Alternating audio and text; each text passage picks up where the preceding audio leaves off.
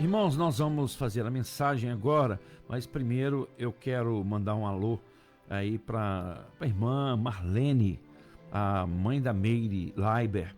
A Meire é a esposa do Eric Leiber, que está sempre nos assistindo, né? Se você precisar de um táxi com alguém de confiança, alguém de fino trato, tá? É o Eric Leiber, só procurar lá no aeroporto de Vitória, é o ponto dele. Se você quiser o número do telefone dele, é só me procurar que eu passo, ok? Pessoa assim maravilhosa, um servo de Deus, né? E certamente você que vai a Vitória e precisa de um táxi, vai estar muito bem atendido. Um abraço aí para a irmã Marlene, para a Vitória, que é filha do Eric e da Meire, para o Mário Lúcio também, são instrumentistas da Maranata, que benção, né? Pois é, que Deus abençoe. Irmãos, a versão que eu uso é a versão King James, né? Nós vamos ler na sequência daquilo que foi falado mais cedo, né, no começo do programa, Lucas 12, a partir do 22. A palavra do Senhor diz assim: Então, dirigindo-se aos seus discípulos, Jesus os exortou: Portanto, vos afirmo, não andeis preocupados com a vossa própria vida, quanto ao que haveis de comer, nem muito menos com o vosso corpo, quanto ao que haveis de vestir. Porquanto a vida é mais preciosa do que o alimento, e o corpo mais importante do que as roupas. Observai os corvos, os quais não semeiam, não ceifam, não possuem armazéns nem celeiros, contudo Deus os alimenta. Quanto mais valeis vós do que as aves. Quem de vós, por mais ansioso que possa estar, é capaz de prolongar, por um pouco que seja, a duração da sua vida? Considerando que vós não podeis fazer nada em relação às pequenas coisas da vida, por que vos preocupais com todas as outras? Só até aqui. Louvamos o teu nome, Senhor, te glorificamos, Senhor, pedindo que o Espírito Santo do Senhor, não o homem, não a razão do homem, possa direcionar o alimento dessa tarde, que possa direcionar a mensagem dessa tarde. Nós oramos em nome de Jesus.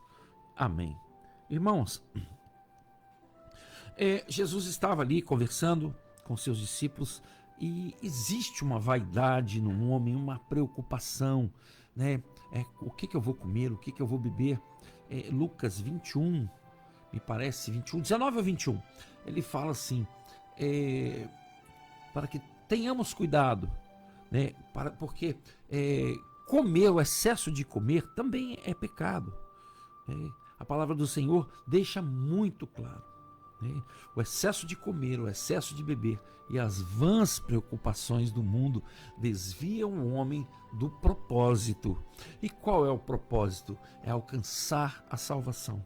Então, aquilo que nós lemos no começo do programa, né, em que fala do pobre homem rico, nós precisamos ter muito cuidado, porque às vezes essas coisas podem tornar uma idolatria nas nossas vidas. A direção que deveria ser sempre em busca de santificação, ela às vezes toma variações que nos afastam da presença do Senhor. E tudo aquilo que nós afastamos da presença do Senhor e substituímos nas nossas vidas, mesmo que momentaneamente, é uma idolatria. Nós não somos perfeitos, né? Não somos perfeitos, mas nós precisamos estar sempre buscando mais e mais crescer na presença, na graça e do conhecimento do Senhor, né? Conhecer mais da palavra, viver mais a palavra. Até estava comentando com o Francis aqui, ele citou aquela história daquele jovem rico, quando Jesus falou com ele assim, segue os mandamentos. Ele falou, não, eu já sigo. Então vende tudo que tem, doa aos pobres e segue-me. Foi muito forte para ele, foi muito forte. As pessoas têm às vezes muito apego aos bens materiais, e isso causa preocupações, e é exatamente sobre isso que Jesus está falando. Irmãos, a vida é muito curta para que fiquemos tão preocupados, tão ansiosos com as coisas desse mundo. Nós precisamos preocupar, sim. Nós temos responsabilidade de servos de Deus, de testemunhar sempre na vida secular. Mas a nossa preocupação não pode ser esse ouro vendido aqui na terra, essa prata vendida aqui na terra, né? Nós temos que comprar do Senhor, adquirir do Senhor, né, o ouro refinado no fogo do Espírito Santo.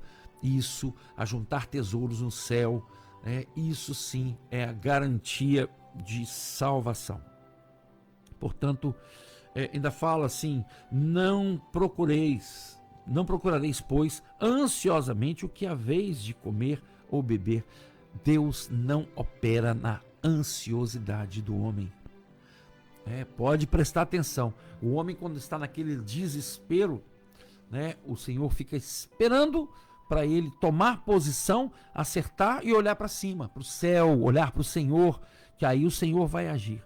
Porque no desespero o homem tenta agir com suas próprias condições, e aí só vai até onde a mão alcança. Quando o problema é maior, o Senhor resolve para nós, certamente resolve.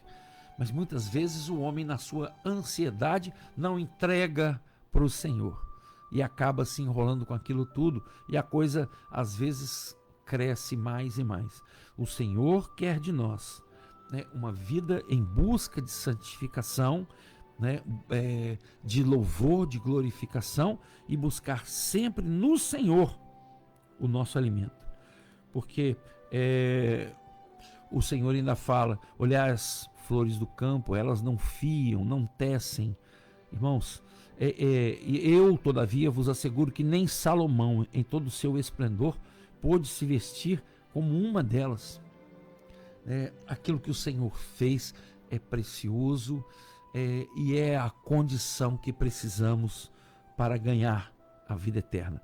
Nós temos que entender que essa vida aqui é muito passageira, muito rápida, mas nós temos uma vida eterna para viver. Aonde nós vamos viver essa vida eterna? No céu ou no inferno? Você que vai escolher. Você tem um livre arbítrio. Você vai exercitar isso que foi a maior preciosidade, uma das maiores preciosidades que Deus nos deu, a condição de escolher. Infelizmente, o homem tem escolhido mal. Desde lá do começo, Adão e Eva, eles escolheram ouvir a serpente. Irmãos, os dois estavam ali num lugar tão maravilhoso, que a gente não tem noção de como era o Éden, não tem noção. A gente pode pensar assim: toda tarde Deus descia para caminhar ali e conversar com eles. Deus descia naquele lugar puro, aquele pedaço de céu na terra. Aí de repente entra o pecado. Deus não pôde mais descer, porque Deus é inacessível ao mal, e o mal entrou naquele lugar ali, no coração deles. Então o Senhor teve que tirá-los dali e colocar anjo para poder tomar conta. E depois ninguém sabe com certeza o que foi feito do Jardim do Éden, se ele subiu, se ele foi escondido, ninguém sabe, isso é um mistério. As coisas reveladas são para os homens, os mistérios são para Deus que os fez, não é verdade? Portanto, a nós cabe viver todos os dias buscando o Senhor, buscando santificação. Sem santificação ninguém verá o Senhor. E a palavra que nós temos hoje é para você que vive ansioso, vive correndo atrás do vento. Não andeis preocupados, não andeis ansiosos por coisa alguma, porque se você confiar no Senhor, o Senhor vai suprir as suas necessidades. O Senhor tem um provérbio, acho que um provérbio 30, que fala assim: duas coisas te peço, Senhor, não me dê riqueza e nem pobreza. Por quê? Porque o Senhor sabe a necessidade que você tem e sabe a condição que você tem de administrar, para ser feliz aqui, porque o Senhor ele nos dá a condição de sermos felizes aqui também.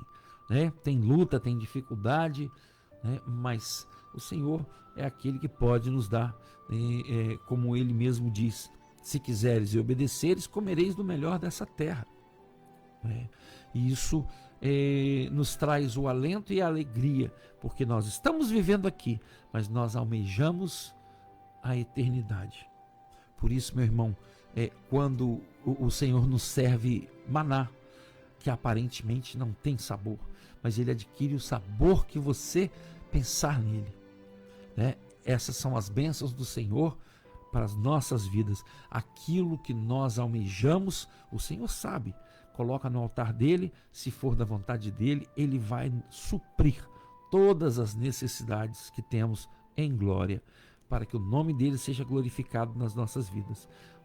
E o provérbio 30, ele fala exatamente isso aí, porque o Senhor não nos dá mais do que podemos administrar.